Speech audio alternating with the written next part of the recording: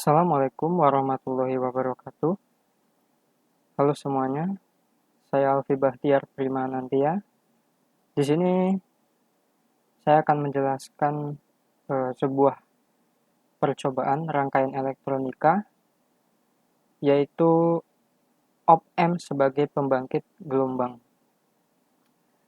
Yang tampak di layar ini adalah lab sheet dari percobaan praktik elektronika, di mana kita harus mengetahui gelombang apa keluaran dari rangkaian op-amp ini sebagai pembangkit gelombang. Jadi tujuannya adalah kita mengetahui karakteristik dari gelombang keluaran yang dihasilkan oleh rangkaian ini dan juga melakukan pengukuran di titik-titik tertentu. Kalau kita lihat di sini di rangkaian ini kita diperintahkan untuk mengukur di titik A, B, dan juga C. Seperti itu. Kita lihat di sini op-amp yang nanti akan saya gunakan itu adalah op-amp IC741. Kemudian di sini ada resistor ya, ada beberapa resistor di sini R1, R2 dan R3 ya yang di seri ini. Ada 2 buah resistor dijadikan satu menjadi R3. Untuk R1 di sini ketentuannya 4,7K sampai 10K ya, kemudian R2 100K, kemudian R3 berarti 82K ditambah 4,7K berarti 86,7K.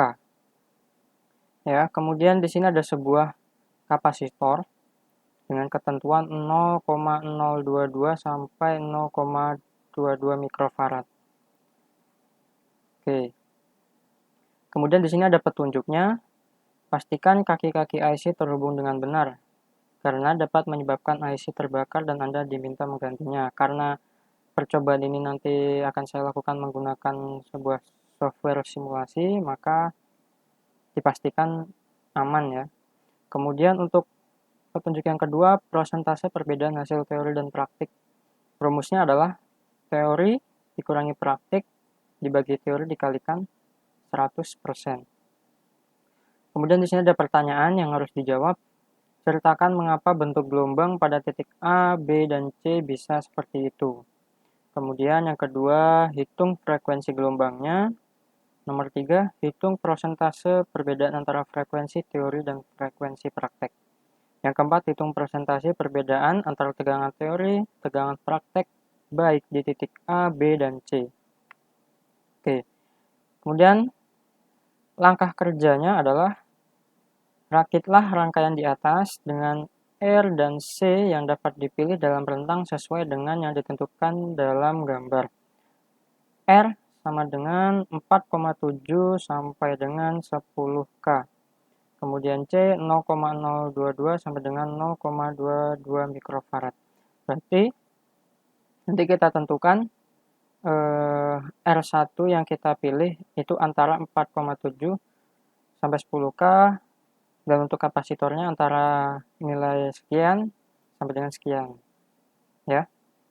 Jadi nanti kita pilih. Kemudian untuk yang langkah kedua, hidupkan catu daya, pasang dan hidupkan osiloskop, atur selector switch pada osiloskop ya. Time per diff-nya itu 5 volt per diff. Kemudian ukur tegangan di titik A, B, dan C. Kemudian ukur frekuensi yang dibangkitkan, kemudian gambarkan bentuk gelombang yang didapatkan di titik A, B, dan C dalam satu skala waktu. Kemudian masukkan hasil pengukuran pada tabel yang disediakan. Ini. Oke, langsung saja kita lakukan percobaan ini. Sebelumnya saya sudah merangkai rangkaian ini di software multisim seperti ini. Saya sudah rangkai. Saya akan jelaskan ya. Ini rangkaian ini sudah saya rangkai sesuai dengan yang ada di lab sheet. Ya, kenapa saya rangkai? Untuk mempersingkat waktu penjelasannya juga. Kita bandingkan saja di sini.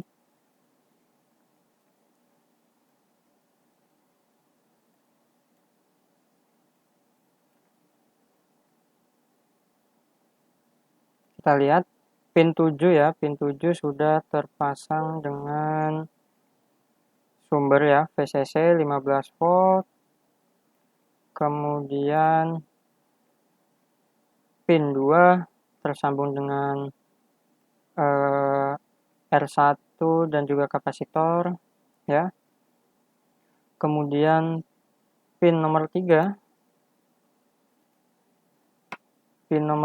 tersambung dengan antara R2 dan juga resistor R3. Ya, kita lihat sudah ya. Kemudian osiloskopnya dipasang di titik A, B, dan juga C. Ya, A, B, dan C. Berarti osiloskop yang pertama ini dipasang di titik A ya, di sini. Kemudian yang B di titik ini, osiloskop C di titik output atau keluarannya. Ya, seperti itu.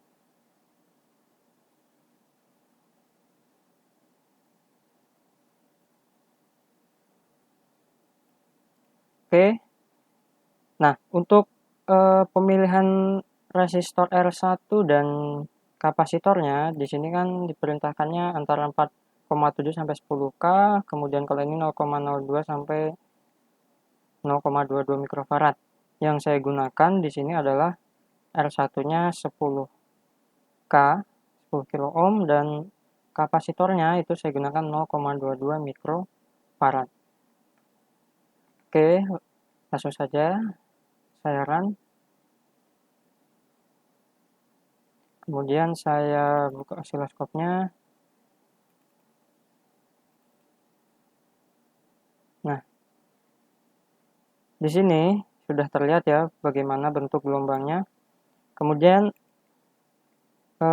di langkah kerja tadi diperintahkan adalah untuk osiloskopnya time per diff-nya adalah 5 volt per diff. Di sini sudah saya atur osiloskopnya volt per diff-nya ya. Kita lihat ini sudah 5 volt. Kemudian osiloskop kedua 5 volt juga, osiloskop ketiga 5 volt juga. Dan untuk time per diff-nya di sini saya gunakan 2 milisecond. Untuk ketiga-tiganya sama. Nah, sekarang kita analisis bentuk gelombangnya. Berdasarkan hasil tampilan dari osiloskopnya, ya untuk di titik A, ya ini titik A, kemudian ini titik B, dan ini titik C. Kita lihat di titik A bentuk gelombangnya seperti ini ya, naik, kemudian turun seperti gunung. Kemudian titik B ini bentuk gelombangnya adalah kotak-kotak ya, dan titik C sama kotak-kotak, namun dia lebih tinggi. Nah, yang di titik C ini adalah gelombang output ya. Kalau di titik A ini adalah gelombang pengisian kapasitor, karena dia titiknya adalah di sini ya, dekat kapasitor. Nah, jadi ini adalah pengisian dan pengosongan kapasitor. Jadi ketika dia, kenapa bentuk gelombangnya seperti ini, jadi awalnya di titik awal ini, titik minus, dia itu kosong kapasitornya, kemudian Semakin lama semakin naik, itu terisi. Kemudian kenapa dia turun lagi? Itu terjadi pengosongan. Seperti itu. Ya. Jadi dapat disimpulkan bahwa berdasarkan gelombang ini tadi ya seperti yang saya bilang bahwa bentuk gelombangnya untuk di titik A dan di titik di titik B ya, titik B dan titik C itu adalah gelombang kotak. Nah, pembangkitan gelombang kotak ini itu didasarkan pada pengisian dan pengosongan kapasitor. Yang ini, berdasarkan ini gelombangnya. Kemudian input pembalik op-amp adalah tegangan kapasitor. Nah, yang mana? Ini input pembalik. Ini dinamakan input pembalik tegangan kapasitor atau bisa disebut VC kecil. Ya, jadi di sini adalah tegangan kapasitor yang terukur oleh osiloskop. Nah, kemudian ada yang namanya input non pembalik. Kalau tadi ini kan input pembalik, ya, yang tegangan kapasitor ini. Ada juga namanya tegangan input non pembalik. Adalah bagian dari output yang diumpankan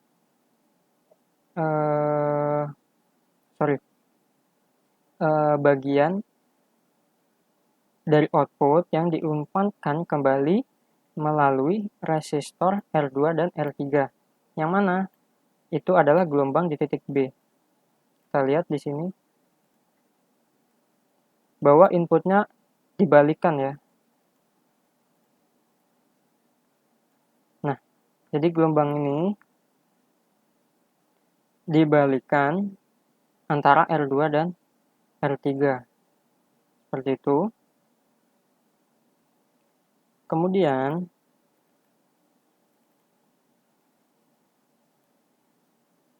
saya buka lagi. Nah, ketika rangkaian pertama kali dihidupkan, kapasitor yang di sini, ya, ketika pertama kali dihidupkan rangkaian ini, kapasitor yang ada di sini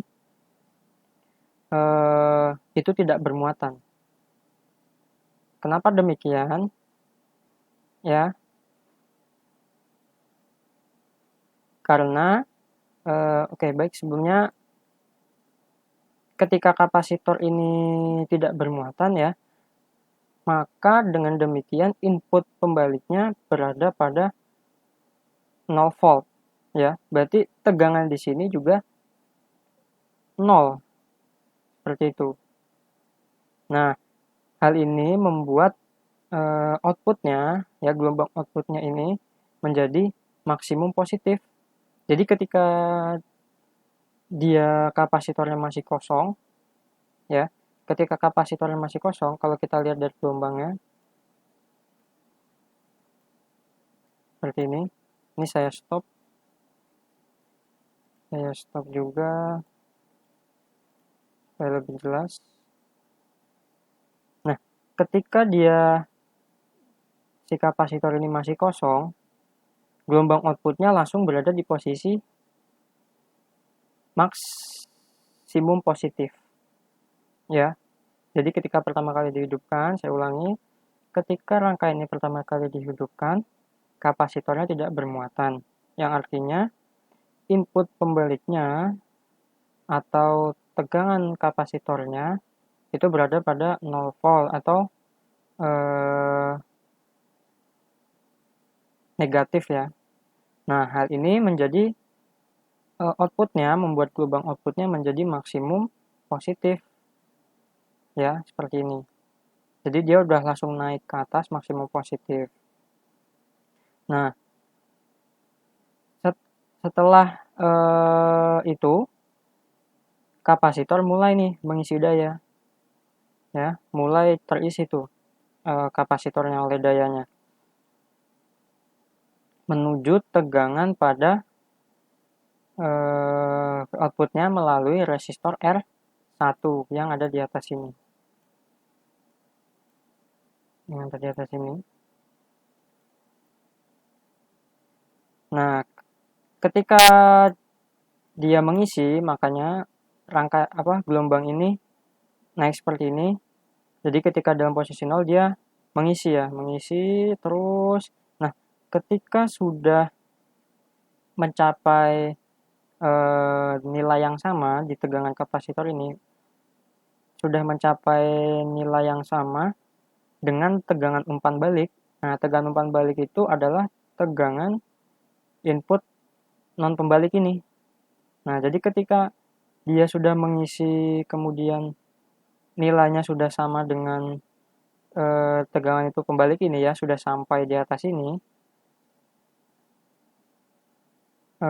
Kemudian yang terjadi adalah si kapasitor ini kembali dalam keadaan negatif maksimum, yaitu outputnya maksud saya. Jadi ketika dia sudah si pengisian kapasitornya sudah nilainya sama dengan ini ya, gelombang tegangan si umpan pembaliknya ini, maka outputnya kembali ke tegangan negatif maksimum. Nah, pada keadaan ini si kapasitor itu mulai mengosongkan yang tadi dalam keadaan positif kemudian jadi negatif, jadi dikosongkan kembali. Makanya dari titik maksimum ini kemudian turun kembali. Setelah dia turun dan nilainya sama dengan nilai tegangan umpan balik yang ada di sini, gelombang ini, dia kembali naik kembali. Jadi outputnya kembali ke positif maksimum. Seperti itu terus cycle tegangan keluaran gelombang yang diperoleh. Terus seperti itu. Nah, setelah saya jelaskan tadi, langsung saja berarti sudah dapat menjawab pertanyaan yang ada di sini ya. Mengapa bentuk gelombang pada titik A, B, dan C bisa seperti itu? Saya harap bisa dimengerti semua penjelasan saya tadi. Kemudian perintahnya di sini adalah hitung frekuensi gelombangnya, hitung perbedaan frekuensi teori dan praktek, kemudian perbedaan tegangan teori dan tegangan praktek. Oke. Di sini saya sudah siapkan juga ya tabel perhitungannya. Oke, langsung saja saya hitung ya hasil pengukuran oleh osiloskop ini. Untuk yang pertama itu di titik A dulu ya. Di sini gelombangnya seperti ini. Nah, bagaimana cara mengukurnya? Kita ukur tegangan maksimum yang di atas ini. Ya, untuk mengetahui tegangan yang terukur. Nah, karena yang di sini adalah tegangan kapasitor, ya, tegangan kapasitor, maka dapat diketahui rumusnya adalah VUT. Ya, pertama yang kita cari adalah VUT. VUT itu adalah tegangan pembalik ini. Jadi kita cari dulu nih tegangan dari maksimumnya berapa, karena ini sama ya, tegangan maksimum yang ada di titik B dan titik A ini sama, cuma bedanya untuk gelombangnya saja. Yang ini yang seperti saya jelaskan tadi, ini pengisian dan pengosongannya. Ini adalah tegangan umpan pembaliknya. Jadi tegangan ketika kita sudah mencari VUT tadi, berarti kita sudah mengetahui tegangan yang ada di sini sebenarnya. Oke, berarti VUT itu adalah sama dengan karena di sini saya pakai volt per div-nya ada 5 volt per div. Agar lebih teliti, saya hitungnya per garis ya. Di sini kan satu kotak ini ada 4 garis. ya ke atas, maka sama saja 5 volt dibagi 4 itu satu garisnya berarti adalah nilainya 1,25 volt. Oke, nah kita dihitung aja dari titik 0 ini ya, titik 0 ini sampai ke titik maksimumnya itu berapa. Nah, saya pakai yang ini saja ya, karena titik A dan titik B ini maksimumnya sama. Jadi agar lebih jelas, yang lebih terlihat ya, saya pakai ini saja untuk menghitung tingginya. 1, 2, 3, 4, 5. 5 lebih sedikit ya, berarti saya lebihkan menjadi 5,2 lah. Nah, berarti 1,25 volt tadi per garis ini dikalikan 5,2. Hasilnya adalah sekitar 6,5 volt. Berarti kita sudah mengetahui nih untuk tegangan yang di B ya. Tanpa kita sadari kita sudah mengetahui tegangan yang ada di B itu adalah 6,5 volt. Ya, tegangan VUT-nya. Kemudian untuk tegangan yang di sini itu bukan 6,5 volt. Karena kan di sini tegangan yang terukur adalah tegangan kapasitor. Ya. Tegangan kapasitor, dan yang terukur oleh alat ukur itu bukan 6,5 volt. Jadi rumusnya adalah untuk mencari tegangan kapasitor yang terukur oleh alat ukur, itu rumusnya adalah VUT ya, VUT hasil ini ya, VUT dikali ini, saya ada rumusnya. Nah, ini VUT dikali 1 dikurangi E pangkat min T. T itu waktu dibagi R dan C dikalikan 0,707. Kenapa dikalikan 0,707? Karena ini adalah untuk mengetahui tegangan yang terukur oleh alat ukur. Seperti itu. Nah, dari rumus ini bisa disimpulkan, diperoleh ya, saya sudah menghitung. Jadi tegangan yang ada di sini adalah sekitar 3,975 volt. Ya, seperti itu. 3,975 volt. Maka bisa kita tulis di sini untuk tegangan di titik A ya, ini saya sudah siapkan hasil praktiknya. 3,975 volt. Dan untuk titik B tadi 6,5 volt. Nah, di sini ada pengukuran beta dan T-nya.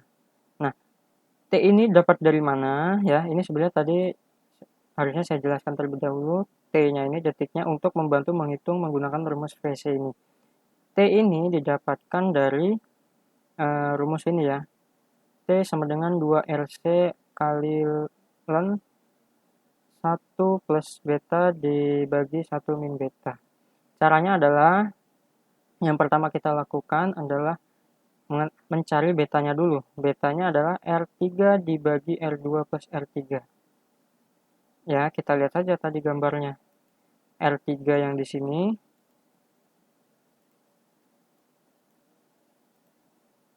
R3 di sini.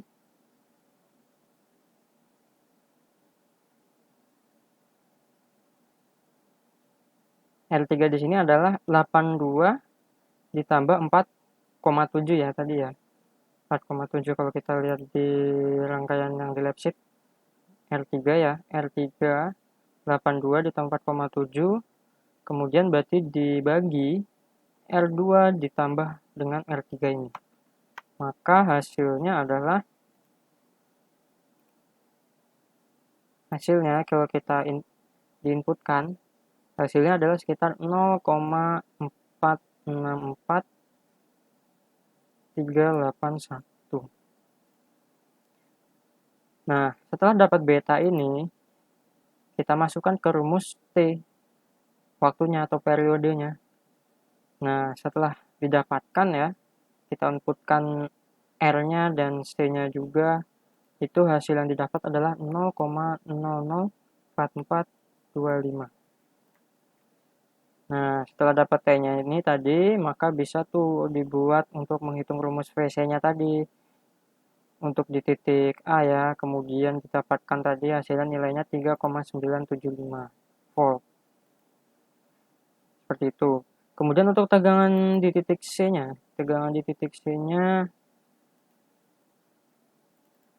ini ya, tegangan di titik C-nya kita hitung volt per div-nya masih sama 5 volt, berarti dihitung saja ini 1 2 3 4 5 6 7 8 9 10 11 lebih sedikit ya, berarti 11,2 lah, sekitar 11,2 ini. Maka 11,2 dikalikan 1,25 volt itu hasilnya adalah sekitar ya 14 volt ya, 14 volt.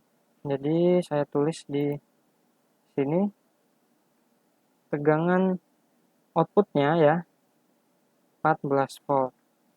Nah, perlu diketahui ya, tegangan output itu sama dengan tegangan saturasi ya. Sama saja dengan tegangan saturasi plus dan minusnya. Jadi tegangan outputnya ada yang tegangan plusnya, saturasi plus dan saturasi minus. Jadi kalau plus itu dia gelombangnya ke atas, kalau minus dia ke bawah. Itu. Dan frekuensinya ya, yang kita dapat dari hasil gelombang ini itu adalah sebesar 221 Hz. Dari mana? Bisa kita lihat aja di sini hasilnya nih dari osiloskopnya. Tulisannya 221 Hz.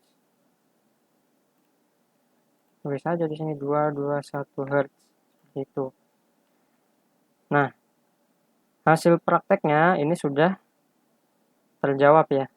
Kemudian di sini kita disuruh membandingkan semuanya. Frekuensi teori, frekuensi praktek, kemudian tegangan teori dan tegangan praktek. Ya. Diperintahkan untuk mencari perbedaannya semuanya. Berarti selanjutnya adalah kita harus cari adalah perhitungan teorinya. Nah, seperti apa? Di sini ya, saya jelaskan kembali walaupun di sini sudah ada hasilnya. Jadi, untuk perhitungan teorinya yang perlu dicari pertama adalah sama dengan tadi ya. Untuk memperoleh data hasil praktik, yang perlu dicari pertama adalah nilai betanya ini. Ya, berapa? Nilai beta ini diperoleh dari rumus ini. R3 dibagi R2 plus R3 tadi. Yang hasilnya adalah sama dengan 0,464381. Seperti itu ya.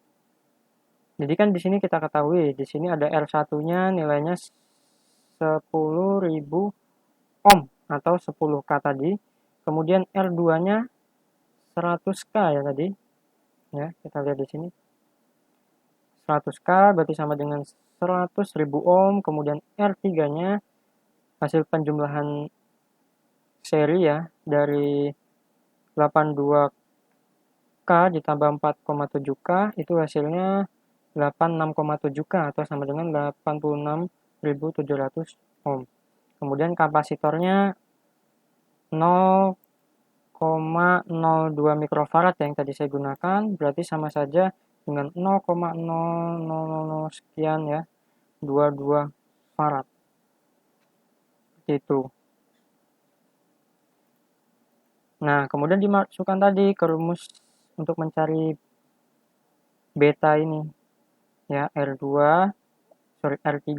ini dibagi R2 ditambahkan R3. Kemudian hasilnya ini. Nah, setelah dapat betanya, kemudian kita cari periodenya. Ya, dengan satuan second atau detik. Kita masukkan dengan rumus ini tadi 2 RC dikali len dikalikan 1 plus beta dibagi 1 min beta. Hasilnya adalah 0,00425 detik.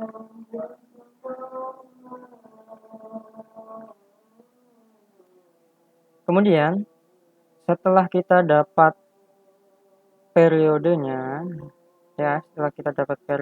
kita cari tegangan di titik A-nya. Karena sudah masuk waktu azan, jadi saya berhenti dulu.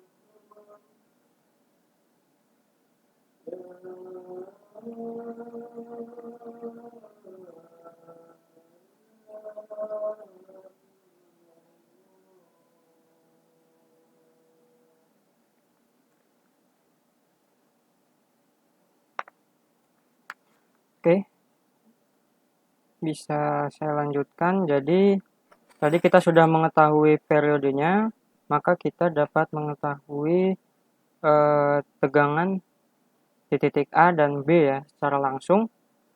Yang pertama kita cari tegangan VUT-nya. VUT ini adalah tegangan umpan balik tadi ya yang ada di titik B. Rumusnya adalah beta ya dikalikan V saturation. Saturation ini tadi didapatkan sama saja dengan VO ya, V outputnya. Nah, kalau secara teori ya VO ini didapatkan dari VS dikurangi 2 ya. Secara teori jadi tegangan outputnya itu dia 2 kali di bawah sekitar 2 di bawah tegangan sumbernya. Jadi sama saja dengan VS dikurangi 2. Nah, VS yang digunakan di sini adalah tadi kan 15 volt ya. Sumbernya 15 volt, maka secara teori untuk tegangan outputnya itu sekitar sama dengan 13 volt ya. Kemudian VUT sama dengan beta dikalikan V saturation. V saturasinya tadi adalah 13 volt ya kan. 13 volt dikalikan beta ini 0,464 didapatkan hasilnya adalah 6,037 ya untuk tegangan di titik B. Kemudian tegangan di titik A-nya ya dipakai rumus ini tadi, tegangan kapasitor yang terukur oleh alat ukur atau VC RMS-nya, yaitu sebesar VUT dikalikan 1 min E pangkat min T periodenya dibagi R kalikan C, kemudian hasilnya dikalikan 0,707. Didapatkan hasilnya adalah sebesar 3,697 volt. Nah, kemudian tegangan di titik C, tegangan outputnya tadi ya, seperti yang saya bilang, tegangan output secara teori adalah 2 di bawah senilai 2 di bawah VS atau sumbernya. Jadi VS dikurangi 2. Hasilnya adalah 13 volt secara teori. Kemudian frekuensinya secara perhitungan teori adalah rumusnya F sama dengan 1 dibagi T periodenya. Ya, standar ya rumusnya V ya di mana-mana rumus frekuensi ini. Kemudian hasilnya adalah 1 dibagi T, T-nya tadi adalah 0,004425 didapatkan hasilnya adalah 226 Hz. Nah, untuk perhitungan teori, data perhitungan teori semua sudah didapatkan, kemudian data hasil praktik sudah didapatkan, maka dapat kita cari perbedaan antara frekuensi teori, frekuensi praktek, dan tegangan teori dan tegangan praktiknya. Untuk perbedaan antara frekuensi teori dan frekuensi praktek, ya di sini langsung bisa muncul ya hasilnya otomatis. Di mana frekuensi teori itu ya tadi adalah sebesar 226 Hz. Dan untuk frekuensi praktek adalah 221 Hz. Maka didapatkan persentasenya menggunakan rumus yang ini ya. Yang ada di sini. Teori dikurangi praktek dibagi teori dikalikan 100%, maka didapatkan persentasenya sebesar 2,199 sekian persen. Ya, atau ini bisa saya bulatkan dengan cara seperti ini.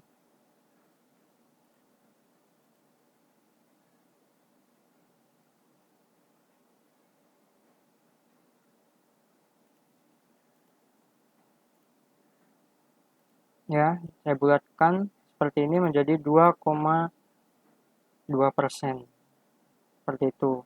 Kemudian untuk perbedaan antara tegangan teori dan tegangan prakteknya untuk di titik A, B, dan C.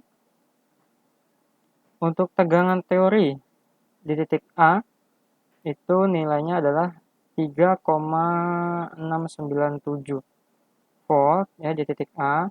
Kemudian di titik B-nya 6,037, titik C-nya 13. Kemudian kalau untuk prakteknya tadi diperoleh 3,975 volt untuk di titik A, kemudian titik B-nya 6,5, titik C 14 volt. Menggunakan rumus persentase perbedaan tadi, maka didapatlah hasil persentase perbedaannya untuk tegangan di titik A, persentasenya adalah sekitar 7,5% ya. Kemudian untuk di titik B, ini kalau jika dibulatkan hasilnya adalah 7,7%. Untuk di titik C sama 7,7%. Seperti itu. Nah, kesimpulannya gelombang output yang didapatkan adalah tadi gelombang kotak. Kemudian cara kerja dari rangkaian ini, cara kerja dari rangkaian ini adalah berdasarkan pengisian dan pengosongan kapasitor yang ada di titik A. Seperti itu. Jadi, gelombang yang dihasilkan di titik A berpengaruh terhadap output yang dihasilkan di titik C. Seperti itu. Nah, untuk video penjelasan rangkaian percobaan untuk lab sheet op-amp sebagai pembangkit gelombang dapat saya cukupkan. Semoga penjelasan yang saya sampaikan dapat dimengerti dengan baik. Mohon maaf jika ada kesulitan saya dalam berbicara atau menyampaikan penyampaian penjelasannya. Saya mohon maaf, kurang lebihnya semoga dapat diterima dengan baik. Sekian, wassalamualaikum warahmatullahi wabarakatuh.